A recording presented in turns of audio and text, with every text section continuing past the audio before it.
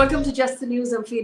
Thank you for joining us. Let's take a look at what's making headlines today. Our first story, of course, focuses on the heavy rains in Tamil Nadu. 5 people have lost their lives in rain-related incidents, and the Indian Met Department has forecast more heavy rain for the state of Tamil Nadu for the next 3 days. That's until Thursday, the 11th of November. The State Revenue and Disaster Management Minister has said that over 538 huts and 4 houses have been damaged in the rain. Speaking to ANI, he said Tamil Nadu received an average rainfall of 16.8 mm over the last 24 hours. Chengalpet district received the highest rainfall. Rainfall is lower today and the Chennai Corporation is pumping out water from low-lying areas. He also said that rescue operations are underway at this point. The Army, the NDRF, the Fire Department, among others, are currently engaged in rescue endeavors. And in Chennai, more nodal officers are posted for review and rescue operations. The Chief Minister of the state, M.K. Stalin, announced that the state government will provide free food to everyone from the Amma canteens in the heavy rain sites until the rain subsides. The Chennai Civic Corporation has allocated 4 crore rupees for relief measures so far. In the meantime, the Madras High Court has pulled up the Greater Chennai Corporation over the recent flooding in the city. The court has said that the civic body, and I'm quoting here, failed to take adequate measures to prevent flooding in the city, end quote. It also questioned what the corporation had done after the floods of 2015. The High Court has also warned that if the waterlogging situation does not improve and is not brought under control, and the troubles faced by residents due to it doesn't improve by this weekend, it will take up suo motu proceedings against the Chennai Corporation. In a terrible event that took place, 4 newborn Chennai Corporation. In Madhya Pradesh's Bhopal, after a fire broke out in a government hospital on Monday, the fire swept through a special unit of the Kamala Nehru Children's Hospital, reportedly due to a short circuit. Madhya Pradesh's Chief Minister Shivraj Singh Chauhan has ordered a high-level investigation into the incident and has announced a compensation of 4 lakh rupees to each of the families of the deceased. K.S. Parihar, the Additional Commissioner of Fire Safety, Bhopal Municipal Corporation, told NDTV that the hospital had never applied for a fire NOC and the team had found that the equipment was outdated. This is the second such incident in recent. We had one in Maharashtra as well, where a COVID ICU caught on fire. In Jammu and Kashmir, another attack by militants and 2 more people have been killed in targeted attacks in 24 hours.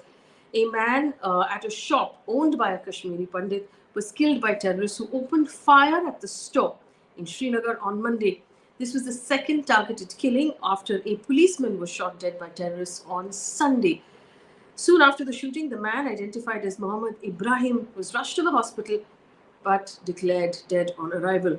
He was a salesperson at the shop that reopened early in 2019 after remaining closed for 29 years. The Punjab cabinet has accepted the resignation of Attorney General APS Deol, and the post has been left vacant by him, will be apparently filled by Wednesday. Punjab Chief Minister Chani, making this announcement, also said that it would be sent to the state governor, that the resignation would be sent to the governor. State Congress Chief Navjot Singh Sidhu has been pushing for Mr. Deol to be replaced. Last week, Deol had attacked Sidhu, accusing him of obstruction of functioning of the state government and his office as well. He said Sidhu was spreading misinformation to gain political advantage. Well, there is, of course, the update on the Rafale matter. Remember, French investigative journal Mediapart has put out a fresh story that claims and alleges that bogus invoices were created and used by French aircraft maker Dassault Aviation to pay 7.5 million euros in secret commissions to middlemen to help this Dassault Aviation get the Rafale deal in India. Now, it's alleged that despite the existence of these documents and the fact that these documents were in fact submitted to the CBI and the ED in India back in 2016, neither of these probe agencies went forward and pursued the matter at all, and that has raised many questions. Now, following this report coming out, Congress and the BJP have begun targeting each other. Congress leader Rahul Gandhi has said, when the truth is with you in every step, there's nothing to worry about. My Congress colleagues keep fighting against this corrupt government. Following which, BJP leader Sambit Patra has said that Rahul Gandhi's allegations are disinformation and lies. He has also said the Indian National Congress should be called the I Need Commission. instead. So the gray area right now is the fact that the allegations pertain to a period before this current government was in power, up to 2016, and the fact that the documents were handed over to the CBI and the ED allegedly in 2016, when this current NDA government was in power, but no action was taken. So right now, these two political parties are both accusing each other of corruption. In other news that might be worrying, China has delivered its largest and most advanced warship to Pakistan as it seeks to ramp up the navy of its ally, Pakistan, in the Arabian Sea and the Indian Ocean, where it has increased recently. China has increased its own naval presence in that space. Now, this has apparently been designed and built by the China State Shipbuilding Corporation Limited, and it was delivered to the Pakistani Navy in a commissioning ceremony in Shanghai. The vessel apparently can simultaneously execute a number of naval warfare missions in a highly intense multi-threat environment. According to the China State Shipbuilding Corporation Limited, this vessel that has been handed over to Pakistan is the largest and most advanced warship that China has ever exported. Besides these advanced naval ships, China also partners with Pakistan's Air Force to build JF-17 Thunderfighter aircraft as well. Taking a look at our COVID numbers, which we should not lose sight of, India reported 10,126 new COVID cases, 332 deaths in the last 24 hours.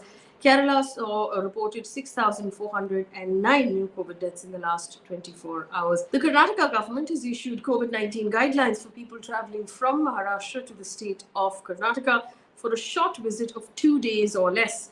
According to the latest guidelines, people traveling from Maharashtra to Karnataka should be asymptomatic if it's a short trip, which means no traveler having symptoms of fever, cold, throat pain, a cough or difficulty breathing will be allowed to enter the state of Karnataka from Maharashtra. People from Maharashtra also need to carry their COVID-19 vaccine certificate for proof of both doses of the vaccination to enter the state. The West Bengal government on Tuesday lifted the COVID night curfew, which was imposed from 11 p.m. to 5 a.m. in 2 districts for the Jagadhatri Puja that will take place on the 12th and the 13th of November. Earlier, the state government had lifted the night curfew for Durga Puja as well. A quick look at an update from the world of business. Paytm's 18,300 crore rupee IPO was subscribed 48% today. There has one more day of bidding to go before close of India's largest public issue. Now, the portion has been set aside for retail investors, has been subscribed 1.23 times, with 1.08 crore shares being sought for a reservation. This is, of course, a very interesting IPO to keep an eye on because of the sheer size. Paytm has priced its shares between 2,080 to 2,150 per share, which values the company at 1.39 lakh crore rupees at the upper end of that price band. The share sale closes on the 10th of November. An update now from news coming in from across the world. Over 2,000 migrants are stranded at the Belarus border with Poland. According to the BBC, the European Commission has accused Belarus's authoritarian leader of luring migrants with false promises of easy entry into the EU as part of an, and I quote, inhuman gangster-style approach, end quote. European spokesperson, EU spokesperson Peter Santo has said that upon arrival, these migrants are being pushed to the border and forced to make illegal entry into the European Union. Belarus's leader has refuted these allegations. Poland has deployed extra troops after desperate crowds tried to cut the barbed wire fence on Monday and enter the country. Border guards said that more than 300 attempts were made to cross in illegally. With tensions now escalating between Taiwan and China, the Taiwanese defense minister, according to Reuters on Tuesday, have said that the Chinese armed forces are capable of blockading Taiwan's key harbours and airports, citing 554 intrusions by Chinese warplanes between September last year and August this year. Taiwan has claimed that China launched what it called grey zone warfare. The ministry went on to say that at the same time, the Chinese PLA, or the army, is aiming to complete the modernization of its forces by 2035 to obtain superiority in possible operations against Taiwan. and viable capabilities to deny foreign forces. Now, they say this poses a grave challenge to the national security of Taiwan. One piece of positive news, as always, before we leave you for today. Jammu and Kashmir Srinagar has been added to the prestigious list of the UNESCO Creative Cities Network for 2021 for its craft in folk art. It's not a WhatsApp forward. We checked this. Out of 49 cities across the world, it is the only city in India to make it to the list this year. After Mumbai, Chennai, Hyderabad, Varanasi, Jaipur, Srinagar is the 6th Indian city to achieve this distinction since the project was launched back in 2004. Well, that's a wrap on Just the News today. Thank you so much for joining us and always watching our show.